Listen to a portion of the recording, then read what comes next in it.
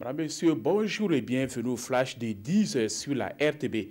Gawa, la capitale de la région du sud-ouest, a vécu une journée particulière le mercredi 15 novembre dernier.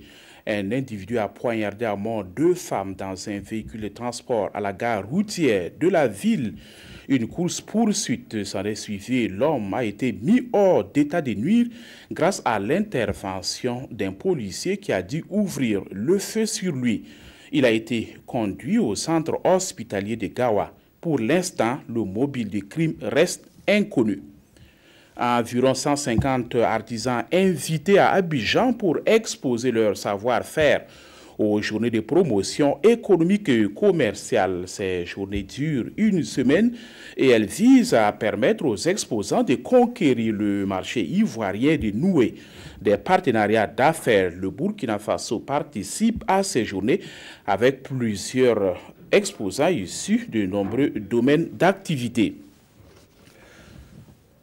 L'Observatoire national du foncier a organisé hier à Kaya un forum sur les approches en matière de sécurisation des investissements dans les zones d'intervention du projet NER Tamba. Le projet intervient dans les régions du centre-nord et de l'est.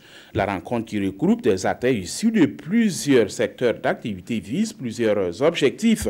Faire l'état des lieux, analyser les enjeux liés à la sécurisation des aménagements et capitaliser les bonnes pratiques en la matière. L'ambassade du Japon au Burkina intervient dans le développement de la région du Sahel. Hier, l'ambassadeur était à Dori pour s'imprégner de l'état de l'évolution des projets qui bénéficient de l'accompagnement du Japon à travers l'UNICEF. Le CRENI, le Centre de récupération et de l'éducation nutritionnelle en interne au CHR de Dori, le lycée des jeunes filles Soudou Andal et le centre régional de formation sont les zones d'intervention du Japon à Dori.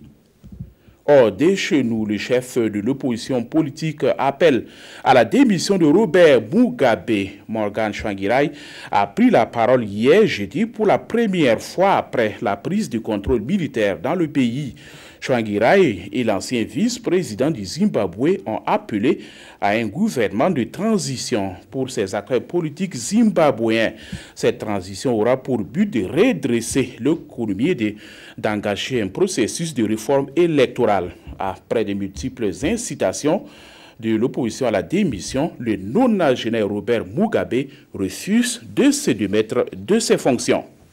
Saad Hariri, le premier ministre démissionnaire du Liban, sera reçu en France demain samedi, selon l'Élysée. Cette visite fait suite à de nombreuses tractations diplomatiques menées par la France tout au long de la semaine. Cette visite prévoit une rencontre avec le président français Emmanuel Macron. Un succès pour le ministre des Affaires étrangères français, même si la suite reste aussi incertaine dans cette crise qui dure depuis une douzaine de jours, suscitant des inquiétudes au Liban, dans la région et dans les capitales occidentales. Le chef de la diplomatie saoudienne a lui rassuré que Saad Hariri est libre de quitter le pays. Et c'est la fin de ce flash. Merci d'avoir suivi. Passez une excellente journée en compagnie des programmes de la RTV.